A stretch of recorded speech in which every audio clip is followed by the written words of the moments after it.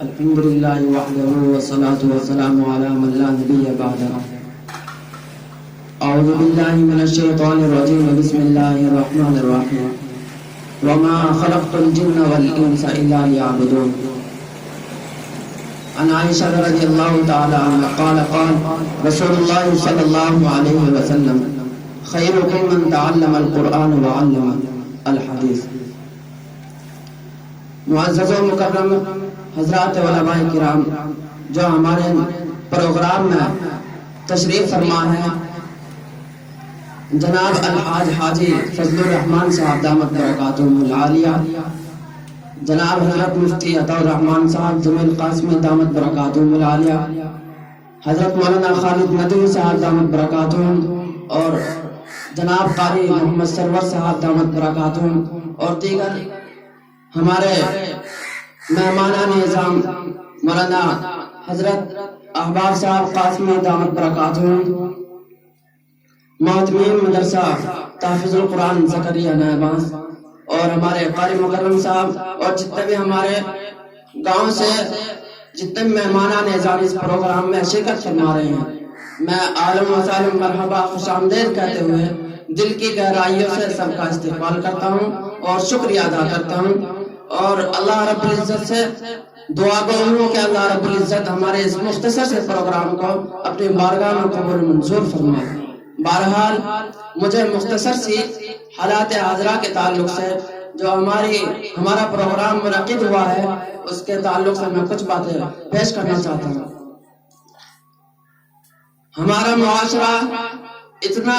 ہمارے معاشرے کے اندر اتنی خرابیاں پھیل رہی ہیں، اتنی خرابیاں ہو چکی ہیں کہ ہم نے اپنے بچوں کو چھوڑ کر، دینی تعلیم کو چھوڑ کر اسکولوں کے اندر اور کالجوں کے اندر تعلیم کو سیکھنا سکھانے کا مشغلہ بنا لیا ہے، جبکہ اصل تعلیم ہماری جو اللہ رب العزت کی طرف سے عطا کردہ جیسے قرآن کریم اور احادیث ہیں، ہمارا اسلامی مذہب ہے، اللہ رب العزت کا بہت بڑا احسان و کرم ہے کہ اس نے ہمیں اسلام جیسے اور ایمان جیسی دولت سے نوازا۔ یہ اللہ رب العزت کا بہت بڑا کرم و احسان ہے۔ ہم جتنا بھی اللہ رب العزت کا شکر ادا کرنا چاہیں اتنا ہی بہت کم ہے، بہت تھوڑا ہے۔ بہرحال آج ہمارے معاشرے میں، آج ہمارے سماج میں بڑی بڑی غلطیاں یہ ہونے لگ گئی ہیں کہ علامات قیامت کی نشانیاں بھی ہیں کہ ہم اپنے ائمہ اکرام کے اوپر ہم الزامات لگانے شروع کر دیں گے، علماء کی ناقدری کرنی شروع کر دیں گے، اور مدارس کو برا بھلا کہنے لگ جائیں گے، اپنے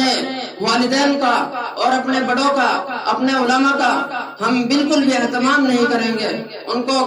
گالیاں گلوچ کریں گے، ان کے دامن کو، ان کی پگڑیوں کو اچھالیں گے۔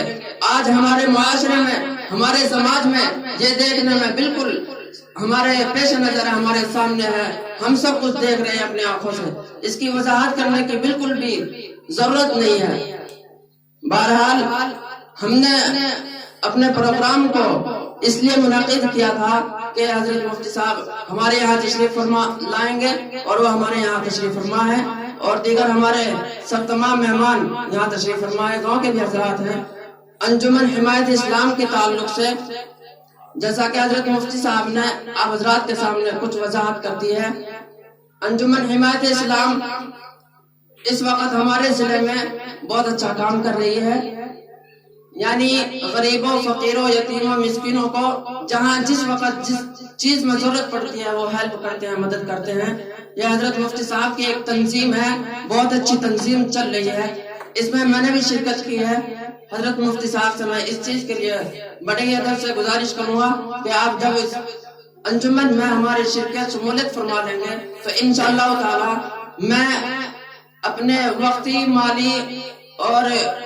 سب چیز سے انشاءاللہ تعالیٰ میں ہر چیز کے لیے مفتی صاحب کے ساتھ شانہ بشانہ چلتا رہوں گا، قدم بہ قدم رہوں گا انشاءاللہ تعالیٰ۔ ہر چیز میں سماج کی خدمت میں یعنی خدمت خلق کے لیے میں نے یہ ارادہ کیا اور فیصلہ کیا ہے انشاءاللہ تعالیٰ۔ اللہ رب العزت جیسا کہ قرآن کریم میں ارشاد فرماتے ہیں وما خلقت الجن والانس الا لیعبدون، کہ ہم نے جناتوں اور انسانوں کو پیدا کیا صرف اپنی عبادت کے لیے۔